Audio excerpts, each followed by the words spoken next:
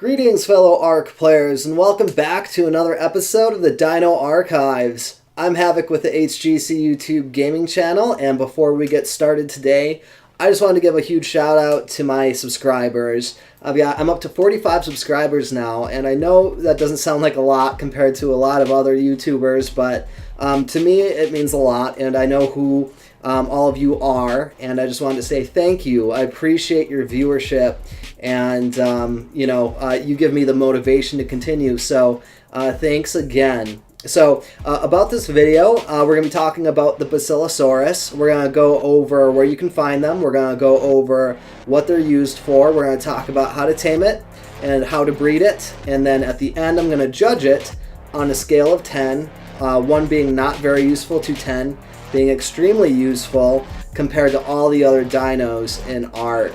So, if you have any comments, questions, concerns, leave them in the comments section. In the comments section, you'll find timestamps, so you can just jump to whatever section you like. So, I hope you enjoy the video, and thank you for watching.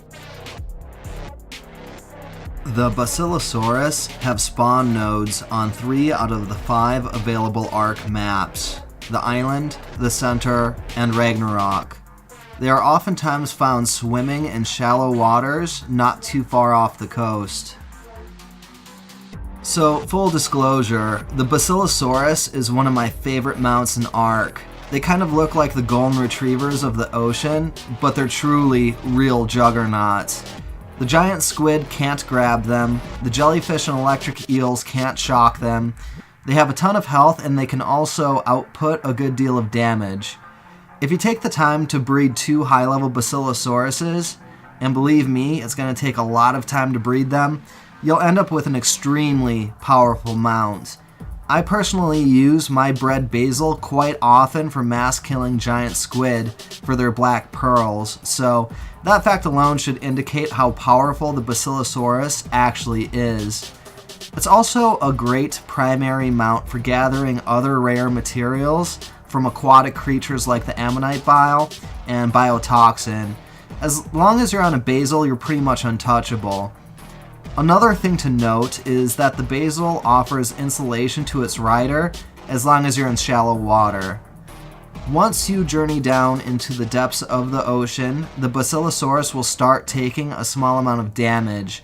For a lower level Basil, it might be something you should worry about, but if you have an upper end Basil, it's negligible amount of damage incurred. The real highlight of the Basilosaurus is its ability to ignore giant squid tentacles and its ability to ignore electrical shock. This allows the Basil to flee from any situation. I would like to caution you, however, that I have experienced getting locked up by alpha Tusoteuthus. What happens is the alpha giant squid will run into your Basilosaurus so fast that you'll actually get stuck inside the alpha squid. This will prevent you from escaping, and you can find yourself in some serious trouble if more alpha squids show up. So the best thing to do if this happens is to try and kill your way out of it. If that isn't possible, you can unmount the Basil, whistle it passive, and have it follow you up to shallow water. The Tusoteuthus will stop following you and your Basil once you get out of the deep ocean. The Basilosaurus actually starts taking damage at the same depth in which the Mosasaurus and Tusoteuthus will no longer ascend. That makes the Basil a nice gauging tool as well. One last thing to mention is that the Basil naturally produces and stores up to 20 oil in its inventory at a time. The first thing you will notice when you approach a Basilosaurus is that it will be covered in mantas. As we covered in the previous Dino Arkive about the baryonyx, you can use a baryonyx to stun and kill the mantas, but really you can use any underwater mount as long as it has a decent amount of health, a good saddle, and also deal a fair amount of damage. So if you have a mid to high level megalodon with a decent saddle, you should be able to handle the manta horde no problem. Once you kill off the mantas, you'll be able to passively tame the Basilosaurus. Its preferred food is Therizno kibble, which can be made at a cooking pot or industrial cooker for 1 Therizno egg, 1 citronal, 1 angler gel, 2 mejoberry, 3 fiber, and 1 water. If you don't have a decent supply of Therizno kibble, the Basil's next favorite food is raw mutton, then raw prime meat, then raw prime fish meat, and then cooked lamb chops. Try not to go any less than raw mutton though. I recommend having an ovis on standby, so when you find a Basilosaurus you want to tame, and then clear out the mantas, you can simply kill the ovis and put the raw mutton into refrigerators to use through the taming process. As you can see, I used raw mutton for this tame. After the first feeding, it will take about 9 minutes before you can feed it a second time, but then it takes about 10 seconds between feedings from there until it's tamed. Make sure there are no hostile creatures nearby before you start the feeding process, otherwise you might be jeopardizing its taming effectiveness if it were to take damage.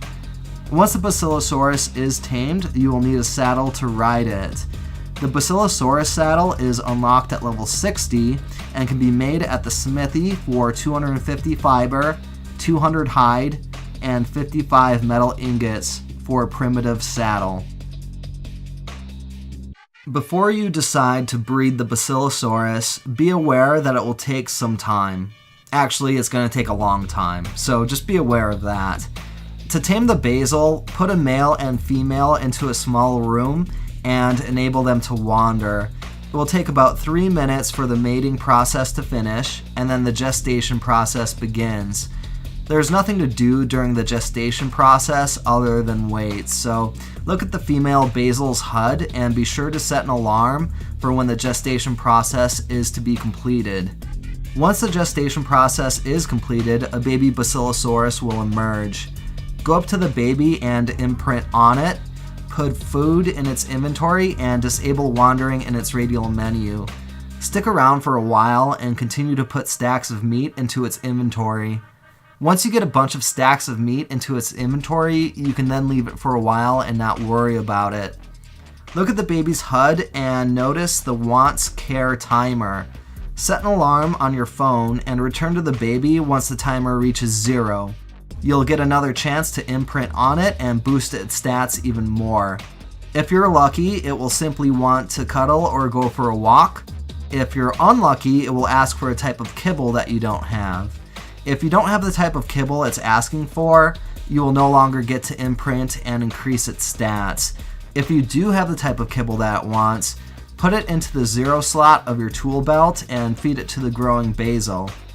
If you successfully imprint on the baby, set another alarm for the next time it wants care and repeat until the baby is fully mature or imprinting hits 100%.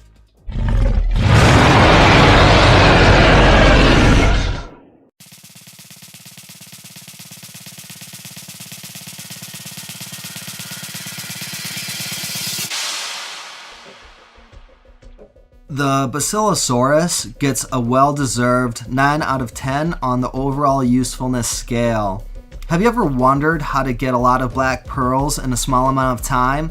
Well, you can use the Basilosaurus to go on a giant squid killing spree. You can rack up hundreds of black pearls in no time, and there's just simply no better way to stock up on black pearls, making the Basil a specialist in this field. The Tusoteuthis can't snare the Basil with its tentacles.